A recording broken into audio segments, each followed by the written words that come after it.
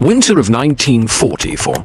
Somewhere above the freezing English Channel, a crippled B-17 tumbles out of formation with 2 engines completely dead. Every man aboard understands what happens next. Abandon ship. Take your odds with the frigid waters below. But this pilot refuses to release the controls. He dismisses protocol. He defies physics. He silences every desperate voice screaming through the intercom that it's finished. 10 souls are gasping inside that frozen metal coffin, and he believes, with absolute certainty, he can deliver every single one of them home alive. The 8th Air Force labeled it strategic bombing. The crews who actually flew those missions had a different name for it. Organized suicide in broad daylight. Every single sortie over Nazi-occupied Europe became a numbers game. How many aircraft depart? How many return? How many young men vanish forever into the European sky? By the closing months of 1943, the statistics had turned brutal. Greater than 30% of heavy bomber crews never completed their 25 mission tours. Certain groups suffered losses approaching 50%. Flak explosions ripped wings apart at 20,000 feet. Luftwaffe fighters descended like angry wasps upon formations stretching miles across the horizon. Yet the bombers continued, flying, wave after relentless wave, morning after terrible morning. The B-17 Flying Fortress was engineered to justify its fearsome name. 1350 caliber machine guns bristled from every angle. Armor plating protected vital systems. Self-sealing fuel tanks prevented catastrophic fires. For massive Wright Cyclone engines generated nearly 5,000 horsepower combined. The aircraft was designed to absorb tremendous punishment and continue flying. But punishment exists on a spectrum. A direct flak strike cares nothing about careful engineering. A 20mm cannon round through the cockpit shows no respect for American manufacturing excellence. The young men strapped into these machines were predominantly in their early 20s. Farm boys who had grown up in Iowa cornfields. Factory workers from the assembly lines of Detroit. College students who abandoned calculus lectures to master the bombardier's deadly mathematics. They wore electrically heated flight suits. Against the negative 40-degree temperatures at altitude, they breathed through rubber oxygen masks that frosted with every exhalation. They witnessed friends' aircraft explode into fireballs mid-flight, then somehow climbed back into their own bombers the following dawn. The culture pervading these bomber groups developed its own peculiar character, superstition intertwined with engineering precision. Lucky leather jackets worn on every mission. Ritualistic routines performed religiously before each takeoff. Nose art depicting pin-up girls and cartoon characters adorning fuselages. But underneath, the manufactured bravado existed an acute awareness of mortality. The empty bunks that accumulated weekly, the personal belongings shipped home in small packages, the official letters that began with those devastating words of regret. Mission briefings occurred before sunrise. Intelligence officers dramatically pulled back curtains revealing maps crisscrossed with red yarn. Extending deep into German territory, targets were identified, flight corridors established. Known flak concentrations marked with ominous clusters. Enemy fighter bases circled in warning. The briefing officers spoke in measured, professional tones about high-priority strategic objectives. The crews heard only life expectancy calculations being delivered. Formation flying became sacred doctrine. Tight combat boxes of aircraft provided overlapping defensive fire zones. A bomber separated from formation was a dead bomber. German fighter pilots understood this intimately. They probed constantly for stragglers, for damaged aircraft losing altitude, for any plane drifting out of position and becoming vulnerable. The doctrine remained absolute. Maintain formation. Follow the lead aircraft. If damage forces you to lose altitude, the formation continues without hesitation. The mission supersedes any individual crew. The strategic target outweighs 10 lives. In a single airplane. This logic was militarily sound. This logic was utterly ruthless. This logic failed to account for pilots whose minds worked differently. If you want more stories like this one, like and subscribe so these lives aren't forgotten. Robert Rosenthal entered the world in Brooklyn during the grinding years of the Great Depression. His father operated a modest business that barely survived the economic collapse. His mother held the family together through those desperate lean years with determination and sacrifice. Robert proved exceptionally sharp from childhood, quick with mathematical calculations, skilled with mechanical devices. He was the kind of curious kid who dismantled radios simply to understand their inner workings, then reassembled them functioning better than before. He enrolled at Brooklyn College, pursued chemistry studies, contemplated law school for his future. Then Pearl Harbor erupted, and every calculation about his future changed permanently. By 1943, he had become a first lieutenant, learning to master the heaviest bomber in the American military arsenal. Flight training revealed something about Rosenthal that his instructors recognized immediately and noted in their evaluations. He didn't merely follow established procedures mechanically. He absorbed them completely, internalized their purpose, then questioned the underlying principles. Why this specific altitude for this particular maneuver? Why this power setting for that specific condition? He demanded understanding of the machine at a level far beyond rote memorization. His crew assembled stateside before overseas deployment. 10 men who would exist in intimate proximity to violent death for months. Co-pilot handling secondary controls. Navigator plotting courses through hostile skies. Bombardier responsible for the mission's ultimate purpose. Flight engineer monitoring every mechanical system. Radio operator maintaining communication links. Ball turret gunner suspended beneath the aircraft in a glass bubble. To waist gunners defending the flanks. Tail gunner watching for attacks from behind. Each man a trained specialist. Each man completely dependent upon all the others. They arrived in England during autumn of 1943, receiving assignment to the 100th Bomb Group stationed at Thorpe Abbotts. The 100th had developed a reputation among the 8th Air Force, and it was not favorable. They had absorbed staggering casualties in rapid succession. Other bomb groups referred to them as the Bloody 100th. The nickname contained no affection whatsoever. Rosenthal flew his inaugural combat mission in September, targeting industrial facilities near Stuttgart. The flak proved intense. The fighters attacked aggressively. His aircraft absorbed multiple hits, but managed to return safely to England. He learned what no briefing could possibly teach. The terrifying sound of shrapnel tearing through aluminum skin. The acrid smell of cordite mixed with leaking hydraulic fluid. The physical sensation of fear settling in your chest like a crushing weight. He flew again and again. Bremen, Munster, Schweinfurt. Each mission expanded his understanding of the bomber's true capabilities and actual limitations. He paid obsessive attention to details other pilots dismissed as trivial. How the aircraft handled with varying fuel loads. How it responded when engines failed. How far the airframe could be pushed before something fundamental finally broke. Between combat missions came the waiting, the perpetual English weather, the endless mud, the frigid Quonset huts, the nervous energy with nowhere to discharge except into card games and letters home, and troubled sleep. Some men cracked under the pressure. Some requested transfers to other duties away from combat. Some simply stopped functioning mentally and received medical discharges home. Rosenthal maintained focus. His crew gradually developed trust in him, in the particular way bomber crews must.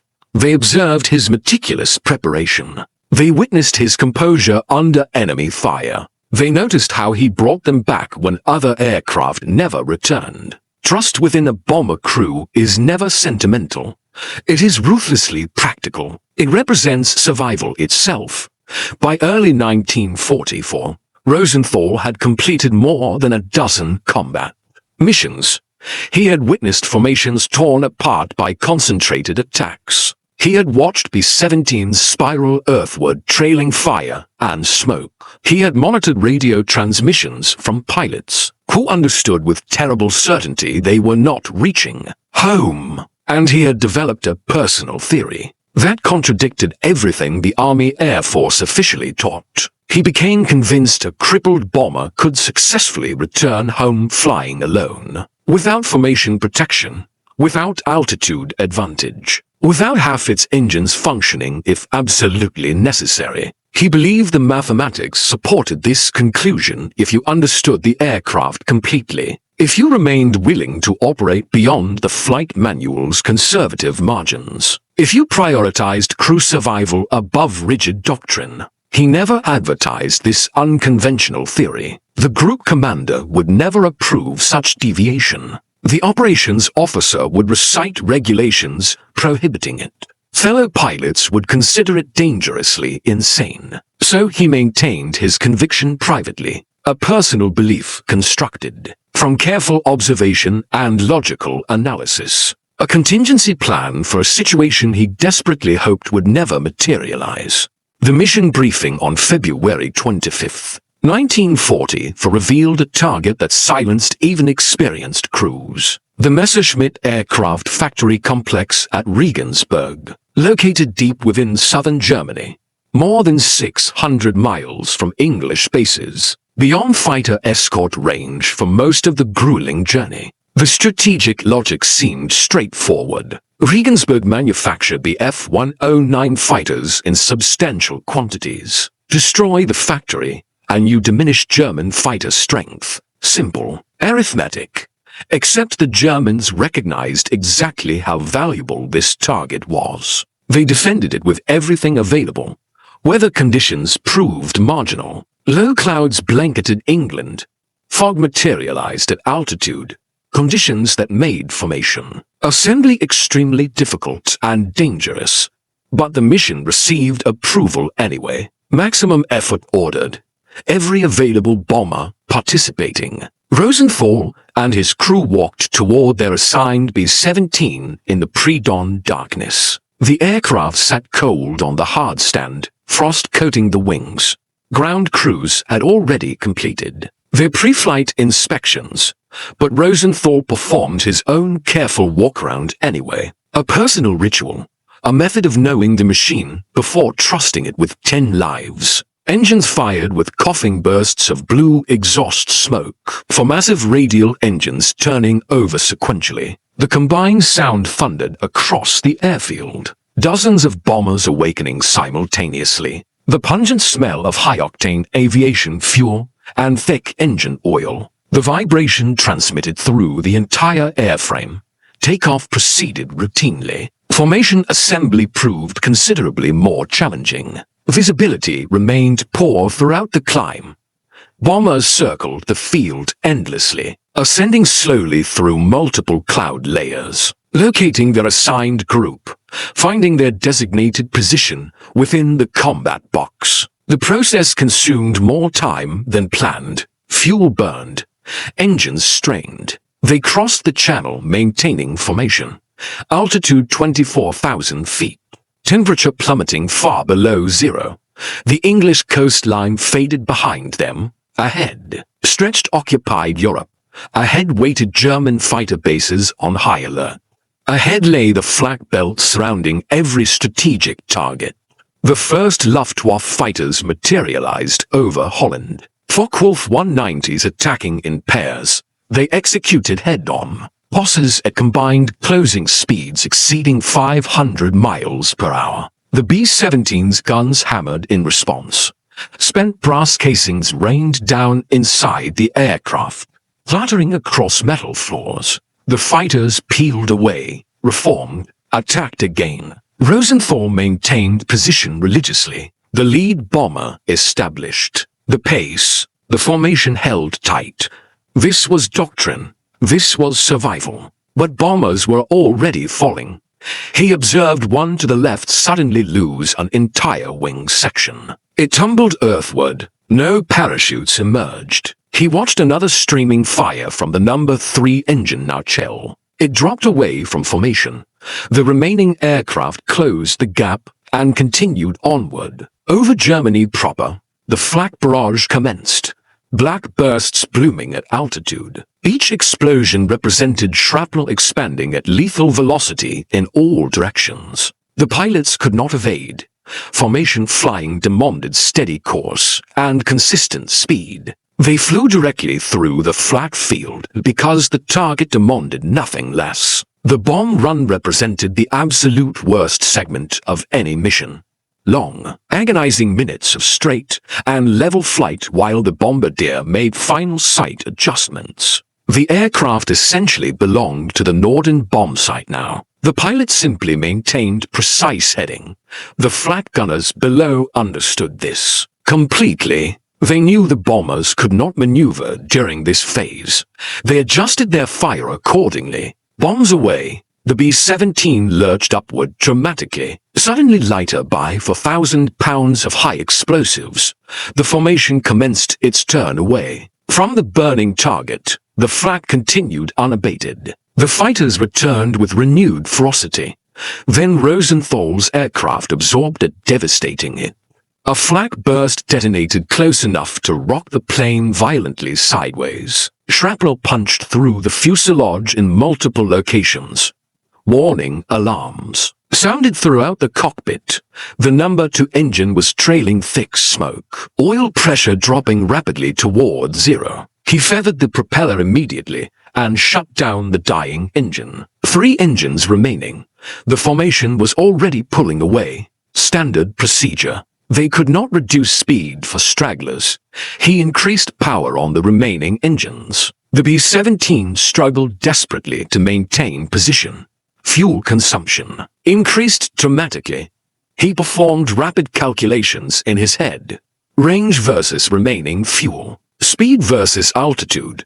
The numbers were not encouraging. Then the number for engine began overheating. Cylinder head temperature climbing steadily into the red zone. The flight engineer reported possible coolant system damage. Rosenthal understood immediately what this indicated. He had minutes before that engine failed completely, perhaps less. He announced to the crew over intercom, "Prepare to bail out, standard procedure." The safe procedure. 10 parachutes. 10 separate chances with German territory below. Some crew members might evade capture. Some might become prisoners of war. All would survive the immediate crisis. But Rosenthal studied the instruments carefully, examined the navigation chart, evaluated the 2 engines still functioning reliably, and reached a different conclusion. The co-pilot reiterated the suggestion emphatically. "Bail out now while altitude permits." The navigator concurred. They were positioned over Germany, alone. 2 engines. No fighter protection. No formation support. Every Luftwaffe pilot in the region would spot them. Rosenthal told them no. He had completed the calculations. 2 engines provided sufficient thrust to maintain controlled flight if he reduced weight and accepted lower altitude. The remaining fuel proved adequate if he plotted the most direct route home, and wasted nothing on unnecessary maneuvers. The aircraft was damaged but structurally intact. The controls responded normally. The hydraulic systems functioned. His voice over the intercom remained perfectly calm. "We're going home together. Stay on the guns. Watch for fighters. We'll make it." The crew had flown with him long enough to recognize that tone. This was not bravado. This was not denial of reality. This was a decision grounded in thorough analysis. They trusted his calculations more than they trusted German prisoner of war camps. He dropped the B-17 out of formation altitude, descending to 15,000 feet. The lower altitude reduced engine strain and permitted the remaining engines to operate more efficiently. It also brought them within effective range of every light flak gun on the ground below. But he was gambling on speed over altitude. A moving target versus a predictable one. The crippled bomber limped northward alone, silhouetted against the empty sky. The gunners scanned continuously for approaching fighters. The engineer monitored the surviving engines with obsessive intensity. The navigator provided heading corrections at regular intervals. The radio operator listened for distress calls from other bombers. Any intelligence regarding German fighter activity. Rosenthal flew the aircraft manually. No autopilot engaged. He felt the aircraft through the controls, sensing the vibration, patterns, the control responses. The way it wanted to yaw with asymmetric thrust from uneven engines. He compensated instinctively, his hands and feet making constant minor adjustments. The formation was far ahead now, probably crossing back into Holland, probably beginning their descent toward England. His crew would not see Thorpe Abbotts at the same time as the others. If they saw it at all west of Munich, a pair of Bf-109s spotted them. A lone bomber, low altitude, obviously wounded, an easy confirmed kill. They approached from the rear quarter. The tail gunner opened fire first. Then the waist gunners joined. Tracers asked across the sky in crisscrossing patterns. Rosenthal avoided aggressive maneuvering. He could not risk it. The aircraft was too fragile for violent evasions. Instead, he made small, controlled movements, enough to disrupt the fighters' targeting solutions, enough to provide his gunners better firing angles. The 109s completed one pass, then another, then unexpectedly broke off the attack, perhaps low on ammunition, perhaps surprised by the effective defensive fire from a supposedly crippled aircraft. Over France, the weather began deteriorating significantly. Cloud layers thickened. Visibility dropped substantially. This development proved both blessing and curse simultaneously. Clouds concealed them from prowling fighters. Clouds also concealed the ground completely. Navigation became educated estimation. Dead reckoning based on time and heading. The fuel gauges continued their steady decline. Rosenthal recalculated constantly. Fuel flow versus remaining distance. Wind correction versus elapsed time. He adjusted mixture settings to lean out the engines, conserving every precious gallon, stretching the range to its absolute maximum. His co-pilot suggested landing in France. Find an emergency field anywhere. The navigator mentioned Switzerland. Neutral territory. Internment was certainly preferable to death. Rosenthal acknowledged these options, then continued flying toward England. The channel appeared ahead, grey water beneath grey sky. The white cliffs of Dover, somewhere in the murky distance. Rosenthal initiated a shallow descent, conserving fuel, preparing for the final leg of this desperate journey. The English coast materialized from the haze. The crew released a collective breath of relief. But they remained far from safe. The fuel situation had become critical. The nearest airfield was minutes away. Perhaps the engines had been running at maximum continuous power for hours without interruption. Temperatures remained elevated. Oil pressure readings were marginal. At best, Rosenthal transmitted ahead. Emergency landing. To engines out, fuel critical. Request priority approach. The tower acknowledged immediately. Cleared all traffic from the pattern. Emergency crews stood by along the runway. But Thorpe Abbotts was still 20 miles distant, and the number 3 engine began sputtering. The fuel gauge for the number 3 engine indicated empty. The tank had run dry. The engine coughed once, twice, then died completely. The propeller windmilled uselessly in the airstream. Rosenthal feathered it immediately, reducing drag. 1 engine remaining now. The number 1 engine. The only thing standing between 10 men and a very hard landing. The B-17 descended whether he desired it or not. Physics now dictated all terms. 1 engine could not maintain altitude with the aircraft's current weight. He managed a controlled descent, 200 feet per minute initially, then 300. The altimeter unwound steadily. His co-pilot transmitted position updates continuously. The navigator calculated time to base with increasing urgency. The engineer watched the last functioning engine like a man watching a dying friend. The gunners remained silent. They had completed their job.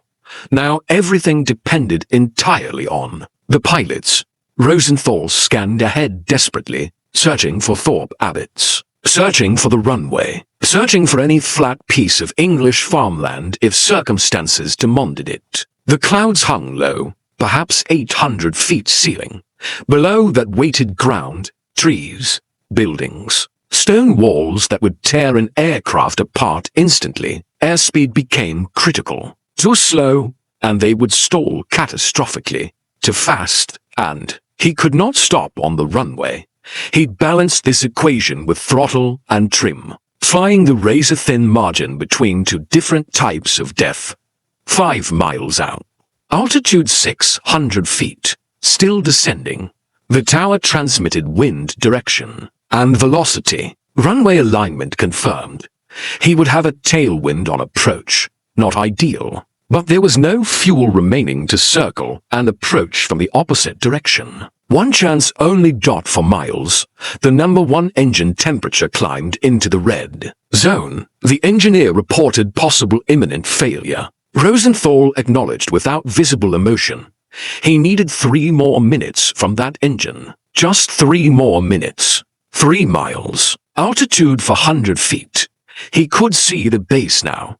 The runway stretched before him. The pattern was completely clear. Every other aircraft had been diverted or was holding at altitude. Emergency vehicles were already positioned along the runway, waiting. 2 miles. He lowered the landing gear. The hydraulics groaned under the strain. The gear doors opened slowly. The wheels locked down. Green indicator lights confirmed. One small mercy. The additional drag from the extended gear increased the descent rate. Further, he compensated with slight throttle increase. The engine responded barely. 1 mile. Altitude 100 feet. He was too low and too slow. The stall warning horn chirped intermittently. The B-17 was flying at the absolute edge of aerodynamic collapse. But he was aligned with the runway. He was going to reach the field. Whether he made it onto the runway intact remained the final question. The boundary fence at runway's end passed beneath them. Rosenthal was flying now on pure instinct built from dozens of landings and hundreds of accumulated hours in this aircraft type. He could feel the controls becoming soft and unresponsive, the aircraft settling, the ground rising rapidly. He pulled the throttle to idle. The engine spooled down. The B-17 dropped the final 20 feet onto concrete. Hard. The tires screamed in protest. The shock absorbers compressed violently. Metal groaned throughout the airframe. But the landing gear held. No brakes initially. He allowed the aircraft to slow naturally, then applied brakes gently. Too much pressure, and the tires would blow. The runway ahead was long enough. He had room remaining. The bomber decelerated steadily. 50 miles per hour. 40. 30. He steered off the active runway onto the adjacent taxiway. Emergency vehicles followed closely. He continued to a hard stand, away from other aircraft, just in case fire erupted, just in case something finally failed catastrophically. He set the parking brake, shut down the last engine. The sudden silence was profound and overwhelming. For hours there had been constant engine roar, wind noise, radio chatter, gunfire. Now there was only quiet. His co-pilot stared at him. The crew began moving. Hatches opened. Men climbed out onto the wing, stood on solid ground, touched earth. They did not cheer. They did not celebrate. They were too exhausted, too aware of how impossibly narrow the margins had been. Rosenthal completed the shutdown checklist. Mechanically, muscle memory, and procedure. Then he climbed out. The ground crew was already inspecting the damage, counting holes, assessing repair requirements. The B-17 appeared as though it had flown through a metal shredding machine. Over 200 shrapnel holes, 2 engines completely destroyed, fuel tanks nearly empty, hydraulic fluid leaking from multiple locations. The crew chief walked around the aircraft slowly, methodically. He had seen damaged bombers before. He had seen aircraft written off as complete losses. He paused near Rosenthal, shook his head, slowly, asked how they had made it back. Rosenthal did not answer immediately. He was studying the bomber, the machine that had held together, the engineering that had proven sufficient, the mathematics that had actually worked. He told the crew chief simply that they flew it carefully. The mission debrief occurred 2 hours later. Intelligence officers wanted specific details: target assessment, fighter encounters, flak concentrations. Rosenthal provided information, methodically and precisely, but the questions eventually shifted to the flight home. The decision not to bail out, the single-engine landing. The operations officer expressed skepticism. Bringing a crippled bomber home alone contradicted standard procedure. It was not recommended under any circumstances. It was barely theoretically possible. He suggested Rosenthal had simply gotten extremely lucky. Rosenthal did not argue. He simply presented the calculations: fuel consumption at reduced altitude, thrust requirements for 2 engines, then 1, weight reduction from expended ammunition and released bombs, distance versus endurance. The mathematics was sound. Other pilots in the debrief room listened with intense attention. They were thinking about their own crews, their own possible future situations. Doctrine demanded bailout, but Rosenthal had just demonstrated a genuine alternative, a real possibility. The group commander concluded the debrief without explicit approval or disapproval of Rosenthal's unconventional decision. But the stories spread rapidly through the squadron, through the entire group, through other bases across England. The pilot who brought them all home on 1 engine. What the group did not yet realize was that this was not an isolated incident. This was a pattern beginning to form. Over the subsequent 3 months, Rosenthal flew 17 additional missions. Bremen, Berlin, Augsburg, targets deep within Germany. Each mission carried identical risks: flak, fighters, weather, mechanical failure. And repeatedly his aircraft sustained severe damage. An engine lost over Brunswick, hydraulic failure over Kassel, flak damage so extensive over Frankfurt that the group commander assumed the plane lost.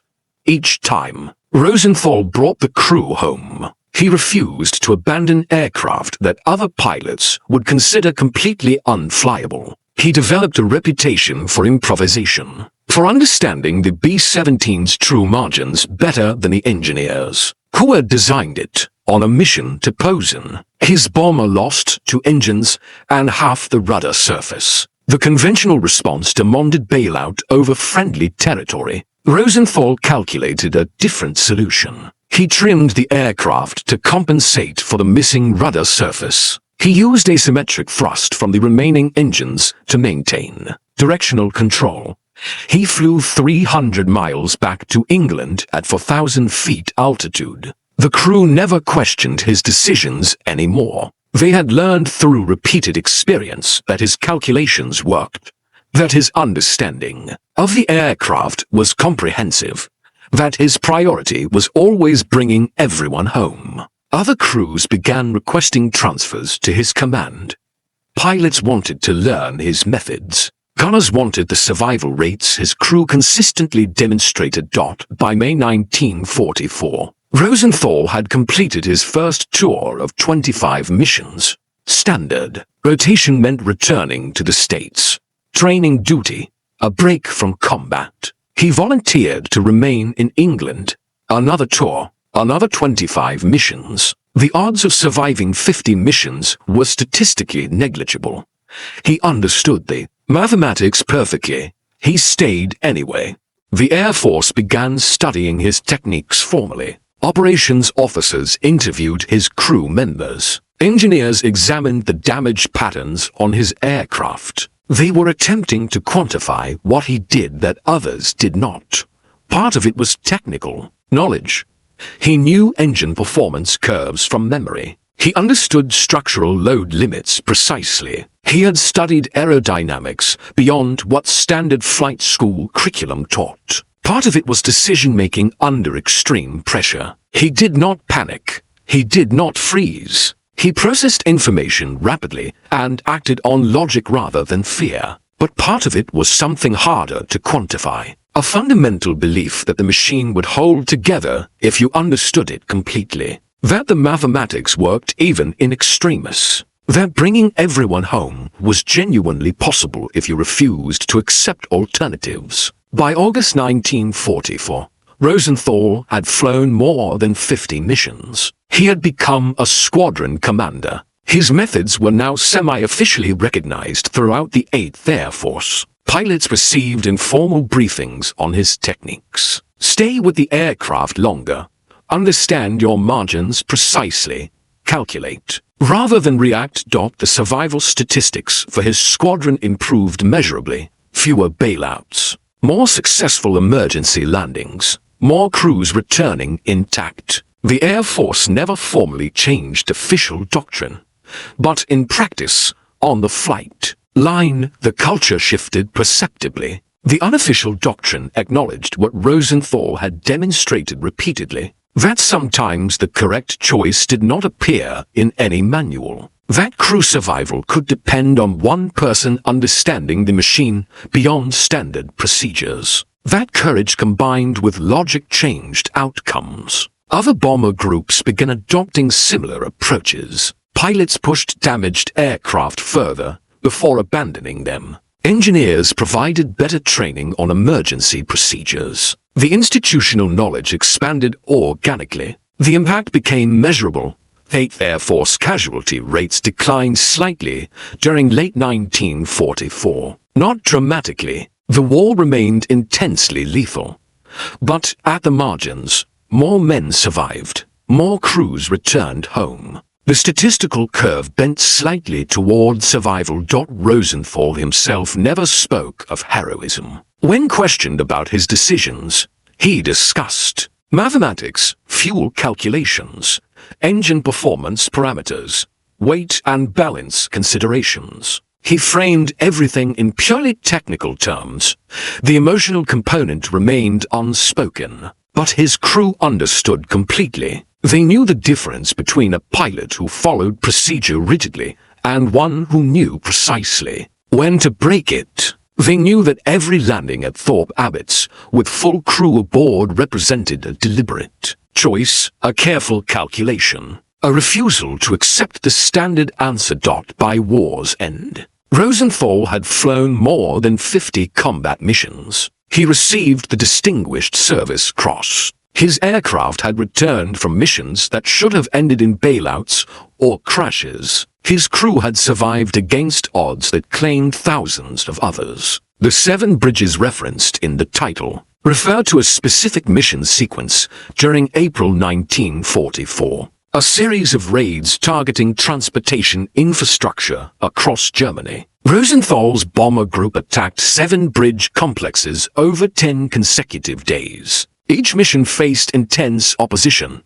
Each mission resulted in severe damage to his aircraft. Each mission ended with the full crew returning to base. The unofficial count by his ground crew totaled over 900 flak and bullet holes across those missions. The B-17 he flew most frequently spent more time undergoing repairs than in active service. But it always flew again. Patched, repaired, ready. Robert Rosenthal survived the war. He returned to the States in late 1945. Law school followed. Then, a legal career built upon the same logic and precision that had kept him alive. At 24,000 feet, he practiced law for decades, raised a family, lived a quiet civilian existence. He rarely spoke about the war. When asked, he deflected consistently. The real heroes did not come home. The men who deserved recognition lay in military cemeteries, scattered across Europe. He had simply been doing his job. But at reunions of the 100th Bomb Group, the surviving crews sought him out. They remembered the missions where he refused to give up, the landings that seemed impossible, the quiet competence that made survival feel achievable even when logic suggested otherwise. In interviews conducted decades later, his former crew members described him with remarkably consistent language: unflappable, brilliant, stubborn. The pilot who understood that bringing everyone home was not just preferable, it was possible, and possibility once demonstrated becomes precedent. The B-17 itself achieved legendary status. Over 38,000 were produced during the war. Millions of flight hours logged. Thousands lost in combat. But the stories that persist are not about the aircraft itself. They are about the men who flew them. The decisions made at altitude. The calculations performed under fire. The refusal to accept impossible odds. Rosenthal's contribution to aviation is not a specific invention, not a technical innovation. It is a demonstrated principle that understanding your machine completely expands what becomes possible. That doctrine has limits. That sometimes survival depends on knowing precisely when to break the rules. Modern aviation training includes scenario-based decision-making, descended directly from lessons learned in bombers over Germany. Commercial pilots train for engine-out procedures, using principles Rosenthal applied empirically decades earlier. Military aviation doctrine acknowledges the gap between textbook procedure and field reality. The bomber offensive over Europe cost the 8th Air Force over 26,000 dead. More than the entire Marine Corps lost in the Pacific theater. The casualty rate among bomber crews exceeded that of almost any other military specialty. The young men who flew these missions understood the odds completely. They flew anyway. Rosenthal's story stands out not because he demonstrated unique bravery. Thousands of bomber crews showed equal courage. He stands out because he proved that intelligence applied to courage improves survival. That calculation in the face of fear is not cold. It is practical. It is human. When he died in 2007, his obituary in the New York Times mentioned his Distinguished Service Cross, his 50 combat missions, his legal career. What it could not fully capture was the number of men who lived because he refused to accept standard procedures as absolute.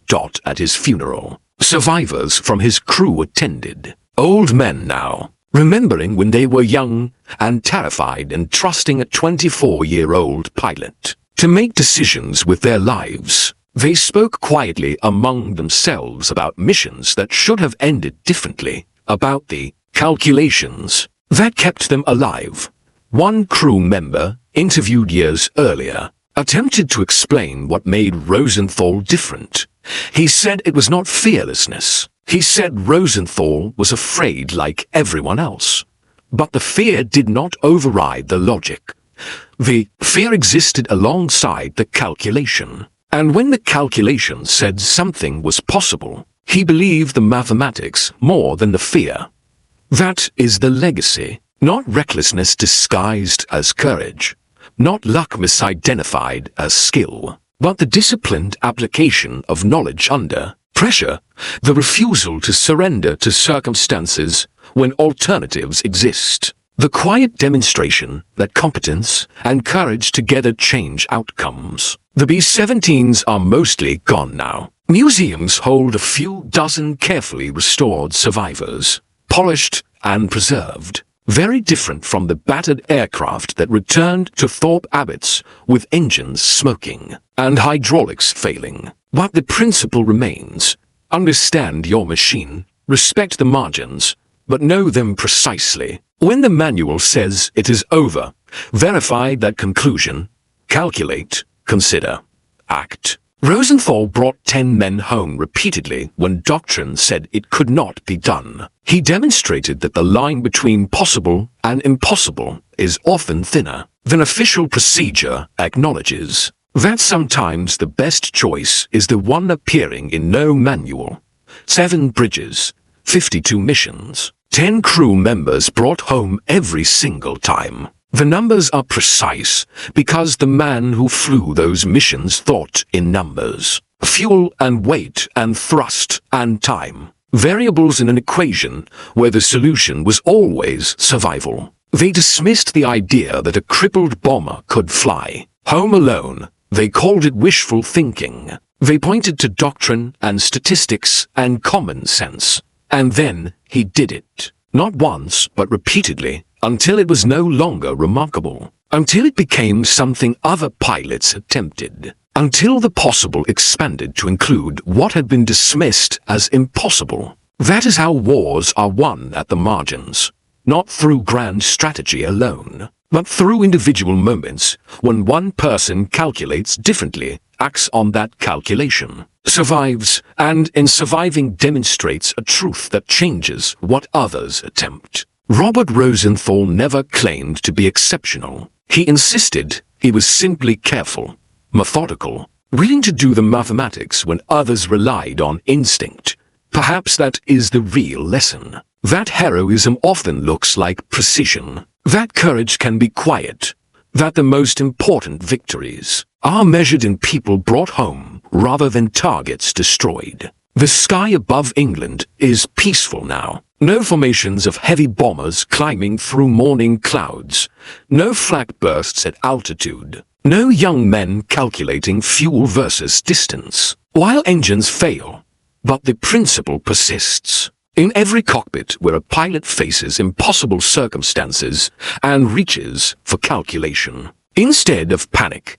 In every moment when training and intelligence combine to create solutions. In every crew that makes it home, because someone refused to accept the official answer. Rosenthal proved that knowing your machine better than anyone else gives you options others cannot. See, that logic under fire is not cold. It is the warmest thing. It is how you bring everyone home.